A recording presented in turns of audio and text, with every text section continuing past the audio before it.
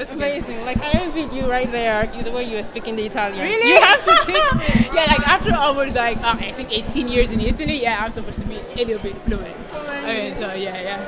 So just tell us first of all about the race. How was it for you? Unfortunately, you didn't qualify for the final. But I mean, honestly, I'm happy with the result because I came out with a national record. This time around, it was not enough to make the final. But my goal this time around was to leave everything there, the track. To know that I left the track doing the best I could for now. I know I'm not yet like in the shape of my life. So I know I'm just like, the 400 hurdles is actually a race I am getting to know better every year. So this year I've had a lot of consistent races. I've always been running like a 54.6, 54.6. I've always been there. And the national record, guess what, was 54.5. So everybody was like, we're not going to do this national record. And I was like, listen, it is just something that will happen when the time is right. So getting to do a national record in this championship, I think it's worth like double.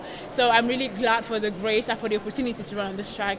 And yeah, it was not enough for final now, but I mean, we're getting there. I will be in the final. Not this year maybe, but we're going to get there. We are going to get there by God's grace.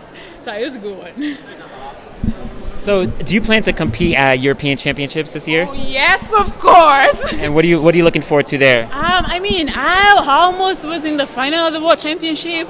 It's definitely not impossible to make the final for the Europeans, and then to try to get to that podium to get as close as possible to that podium. It's not impossible. And many of my competitors this year have been Europeans, and we all have similar times. So it's going to be another opportunity because, like, when you compete with these ladies, they are fast. I am fast also, by God's grace. I'm getting faster. Like, we all push each other to do our best. So every 400 hurdles is like, well, an opportunity to get that extra thing that maybe can put you at the next level. So I really can't wait to have the opportunity again. And like you said, they're fast, but you're fast as well, right? You're one of the best in the world. Just being able to compete with all these ladies, not only the Europeans, but also, the Americans and all others, competition after competition. What does that mean to you? Honestly, it feels kind of surreal. It feels surreal and real at the same time, in the sense that I've been doing 400 others like almost 10 years now, and this is the year it finally feels like, oh, do you know what? I'm starting to understand what it feels like to do a 400. And I'm so grateful because each year I feel I am growing. So, like, my speed this year has gotten better.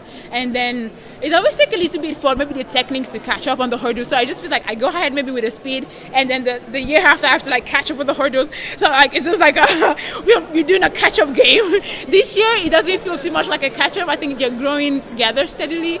So it's been a really consistent year. And I can't wait to just keep eating that consistency, just keep being consistent. And then representing your country of Italy, what does that mean to you on the world stage? Oh my God, I feel the love. I literally just, when I go to this stage, I feel the love, I feel the support. Because like when I finish the races and I check my phone and it's full of messages of support, I'm like, oh, we watched you, I'm losing my sleep over you, hi. And I'm like, oh my God, thank you guys. Thank you guys, because like some people have to go to work, they have other things to do. So the fact that you're losing their sleep over me, I really feel the love, I feel the support. And like when I go to my hometown, because I actually live in a small village, like having people stop me on the road, like, oh, I watched you on TV, and I'm like, oh, thank you very much.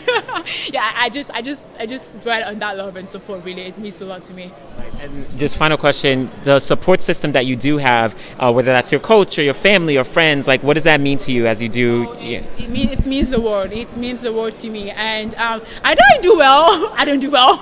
I know they love and support me anyway. And it's one of the most important things for athletes, because even though you see us out there racing alone, we are not actually alone. Because what brought us there was not only like our own strength and determination, definitely the love and support of parents, of friends, of coaches, but mental coach, therapists, physical therapists, name whatever therapist it is all a joint effort. So I call them my dream team. I have a big group called my dream team, and it's really it's also this result is also it's a joint result. It is a product of all of our efforts. So I did it for them also. So it's thank you.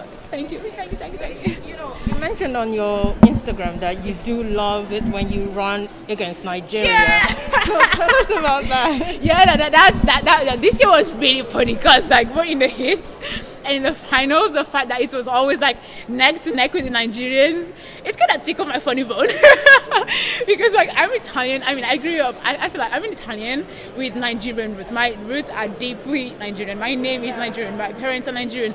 I have a deep foundation of Nigerian culture, but I'm also glad I grew up in Italian culture, and they actually have some pretty similar things. So I just feel like I'm trying to get the best of both worlds. So like, I love the fact that I can relate with my Italians, speak in Italian, gist with them, but also we are on the same medium with the Nigerians, literally on the same floor. So like when we go to the common area, I'm glad I can like gist with them also. I like have things in common with them. So it's actually good to be, part of both worlds. It's really good. Yes, I speak pidgin.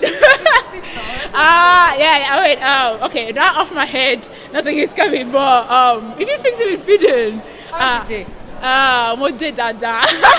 I define.